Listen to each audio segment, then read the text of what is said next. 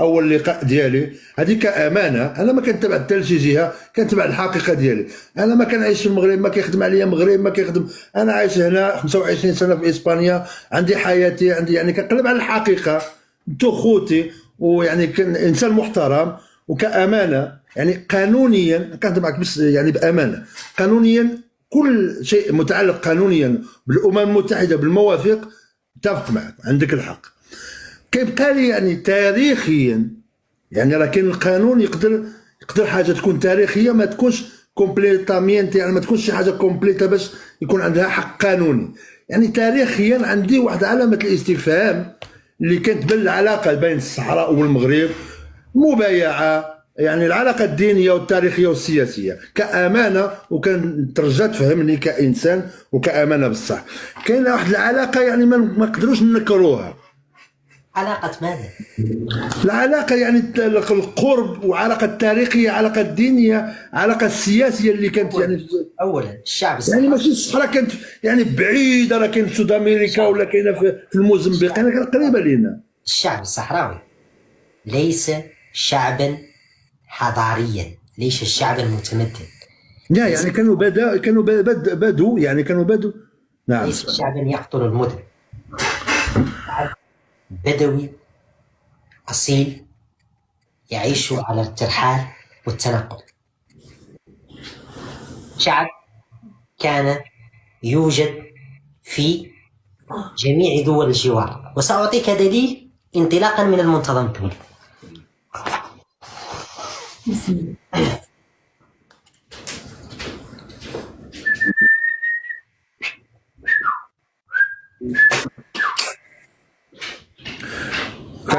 كنتمنى السي حمدي ما تكونش مسبب اي ازعاج يعني لك والمتابعين ديالك، يعني واحد الحوار رائع، يعني واحد الحاجه، يعني انت كتفهم وانا كنفهم وانا كنتفق معك. عندي مشكل ديال يعني الملف التاريخي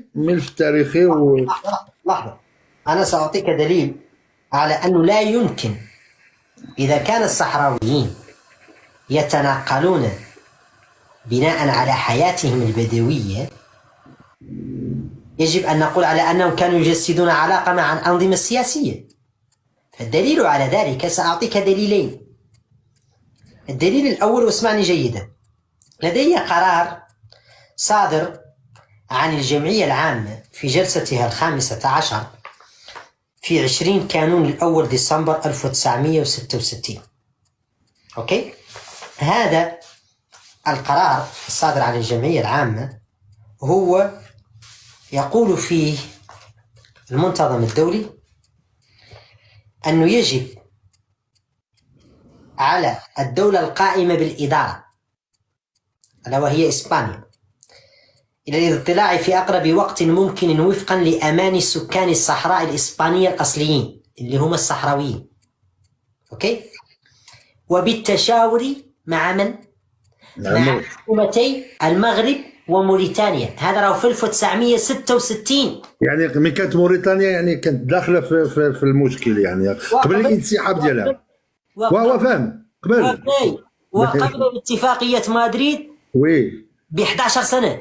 نعم انا فاهمك، انا فاهمك السي حمدي. 1966 يستمر. نعم 9 سنوات عفوا، قبل اتفاقيه مدريد، قبل 9 سنين. نعم. تقول لك وبالتشاور مع حكومتي موريتانيا والمغرب وأي طرف معني آخر.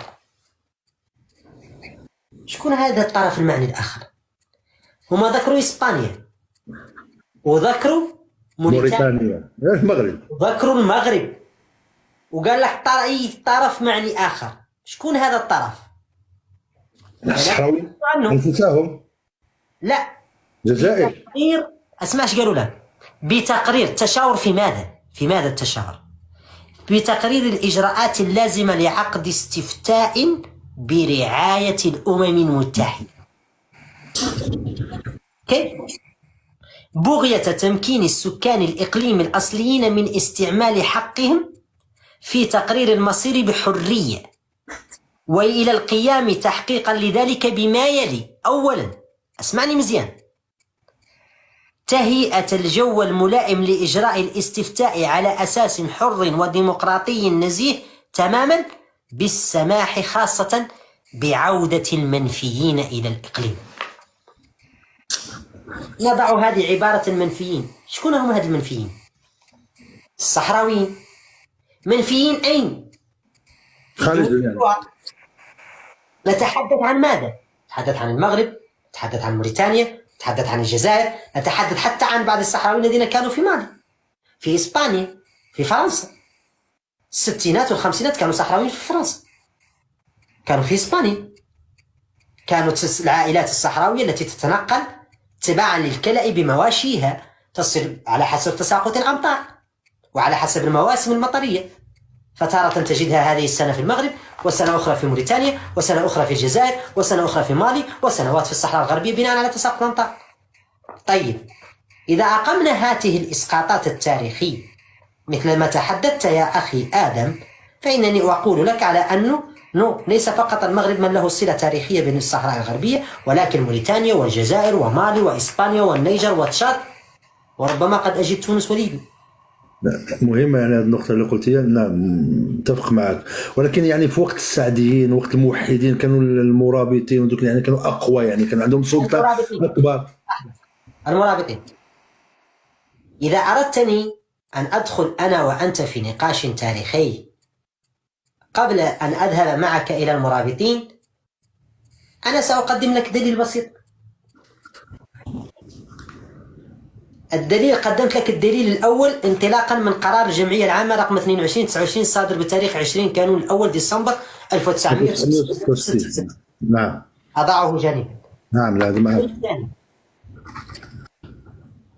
1912. ممتاز. 1912 هل كانت السلطة المغربية تصل إلى الصحراء الغربية؟ يعني احنا كنتكلموا في حقبة الحرب العالمية الأولى تقريبا. قبلها. قبل شوية نعم. هل كانت سلطة النظام المغربي السياسي تصل إلى أرض الصحراء الغربية؟